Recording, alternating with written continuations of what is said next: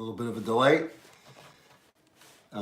Today we're going to focus in on Shamanic Journey number 105 to neuroplasticity. And the subject of neuroplasticity is interesting. It's also known as our brain's ability to become more pliable and the ability to reorganize ourselves by forming new neural pathways and connections throughout our life. Learning new things, engaging in physical activity, prioritizing our sleep, and our ability to manage stress are some of the things that contribute to our neuroplasticity, our ability for our brains to either remain fixed or for it to grow and to create a new way of blood flow, a new way of thought, and the ability for our bodies to, basically to reorganize ourselves on a neurological pattern.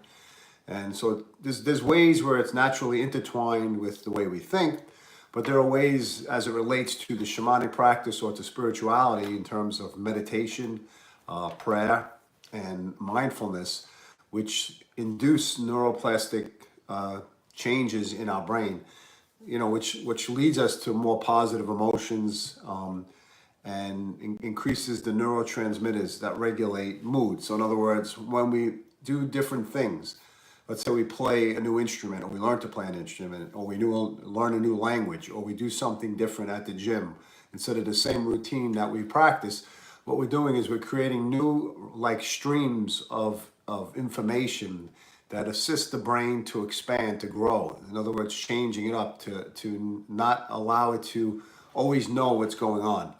And then what happens is it creates a new neural pathway. Same thing on a small level. If we exercise, for example, and we do the same routine every day, our muscles adapt to that particular routine or exercise, and therefore the muscle is not stimulated as much. But if we change it up, and many of you I'm sure will know that if you've never done an exercise, although you may work out, but then you do an exercise and say, I'm so sore, I'm so stiff, it's basically because we're not working that specific muscle. And the same thing applies to our brain. We may have a pattern or a routine or a regimen, and I'm guilty of that as well in terms of having a specific routine, a pattern that I follow every single day. Sometimes it's difficult to change the pattern. It's difficult for us to basically reinvent certain aspects of ourselves, but it's crucial for our brains to experience that shift so that it could start creating those neural pathways. And basically, it's where we focus our attention. And in terms of the attention we give things will shift the flow of our energy to that specific thing. So if we start shifting our attention and we start changing the patterns of our life, then those neural pathways will again shift as well.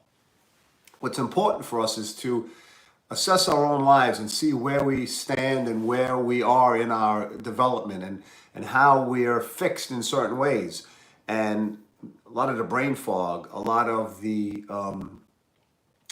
processing speeds that exist as we reach different stages of our lives.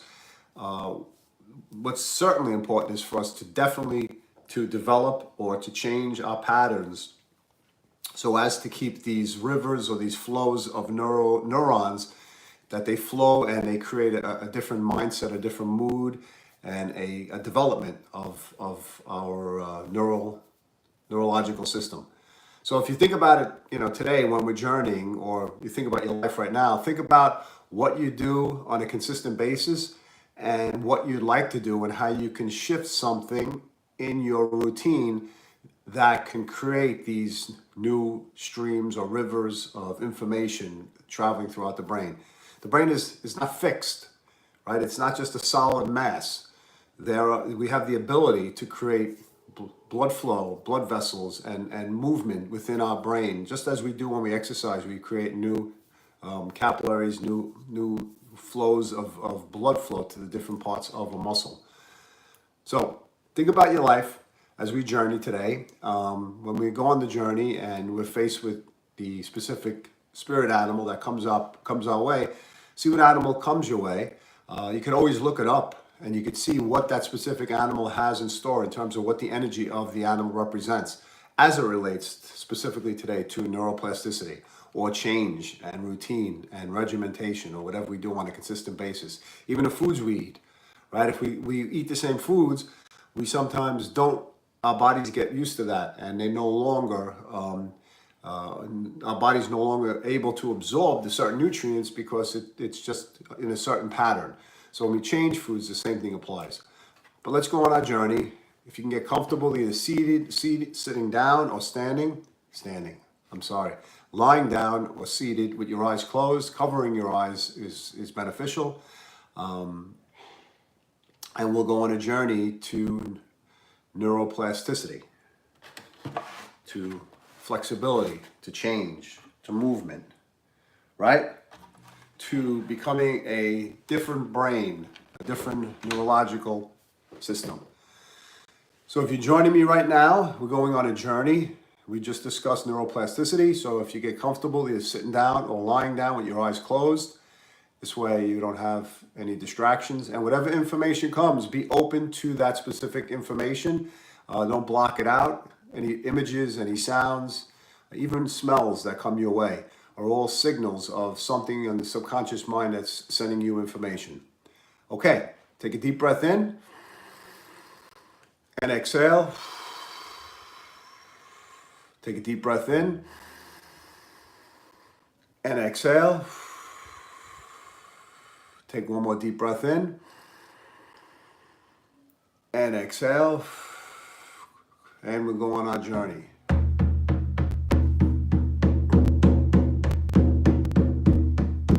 We enter the forest.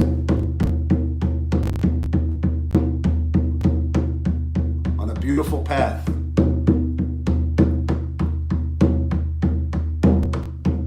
Surrounded by shrubbery and beautiful flowers.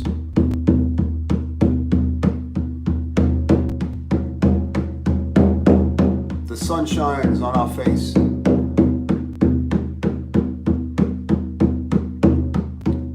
And we can smell the fresh forest air.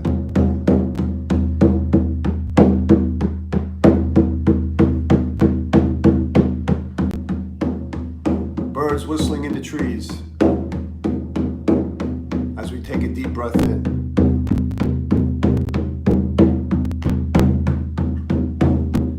As we continue on the path, up ahead,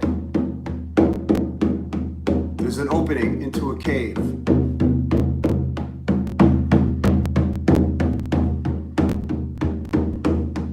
A dark cave. But we use our hands to navigate through the darkness. And as we slowly walk through, we can see the light from the other side.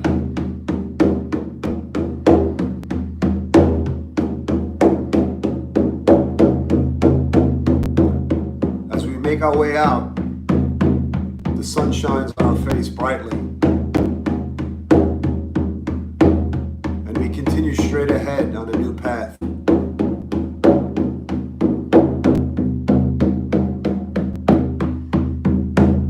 Continue walking.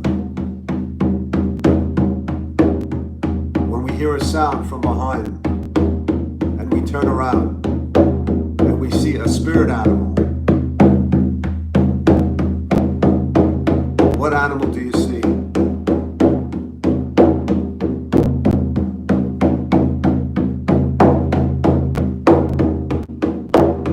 As you look at the spirit animal,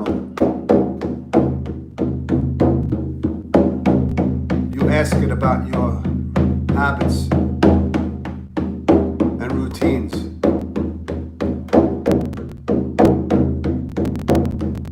And what you can do to assist your own neuroplasticity. How your nervous system can be more adaptable and flexible. Sit and listen to the answers.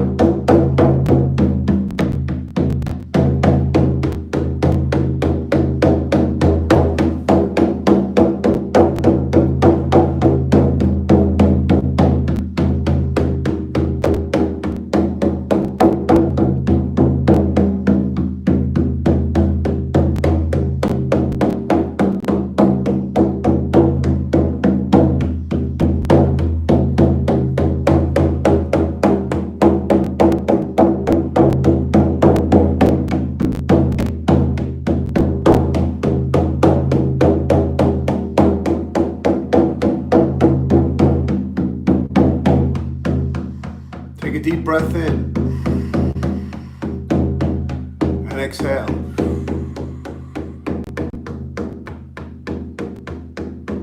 Take another deep breath in. And exhale. And thank your spirit animal for any information you received. As you head back for the cave, entering its darkness, using your hands to navigate. Up ahead, the light shining from the other side. As you exit, you continue on the path, walking. Sunlight, warmth on your back. Taking a deep breath in as you continue on the path. Up ahead, on the right, you stop and you put your arms around the tree, a pine tree.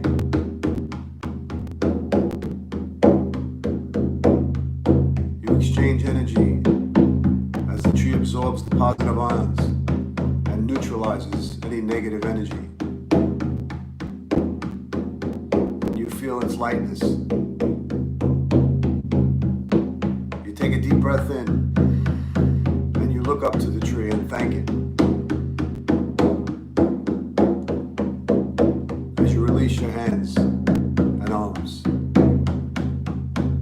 and continue walking on the path out of the forest.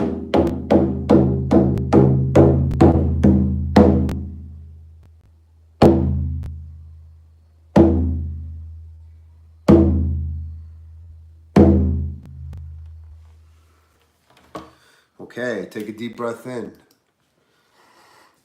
and exhale.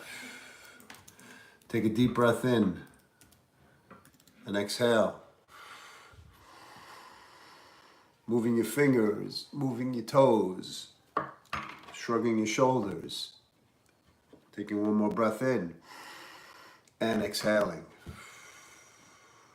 Okay, so basically, our neuroplasticity, again, is our brain's mobility, its ability to become flexible, its ability to organize itself by forming new neural connections throughout life, learning new things, engaging in physical activity, and prioritizing our sleep, and of course, managing stress.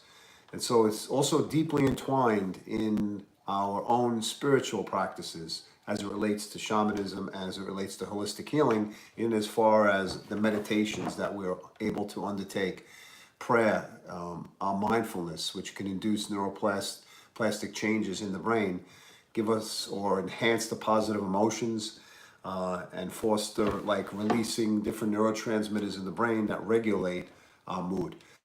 So today, as we journeyed, hopefully you'll be able to, under the week itself, have the opportunity to assess your lifestyle, to see where you're focused, where your attention is focused on your structure, on the discipline, on the way you exercise, the way you eat, the way you think, the way you practice something or don't practice any of those things, and the opportunity for you to revamp and to regrow new neural pathways so that your brain has an opportunity to help you remain vital, remain youthful, and carry you on throughout your life's changes and phases.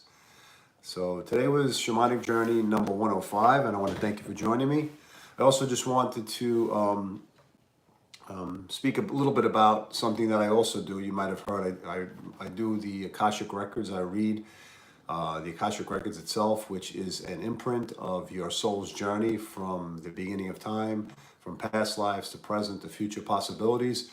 And our own actions, the words we speak, the words we think, and the way we act, again, are all recorded in a energy in the ethers And that act, that those actions or whatever we're doing is a record. And as a reader, as an Akashic record reader, based upon the information I received and also based upon questions that clients ask me, I'm able to receive information that assists people on their path. So that it helps them find ways on overcoming challenges, helps them see things in a clearer perspective, and to understand that patterns that we have are not necessarily from this life, but they could be from patterns from other lifetimes as well. Anyway, I want to thank you for joining me. You can always go on my website, adamgaleuniversalhealing.com, if you're interested. You can get a free consultation, and we could discuss it for 15 minutes and take it from there. Anyhow, I hope you have a great week, and if you missed the live, hopefully you catch it during the week itself. All right, have a great evening.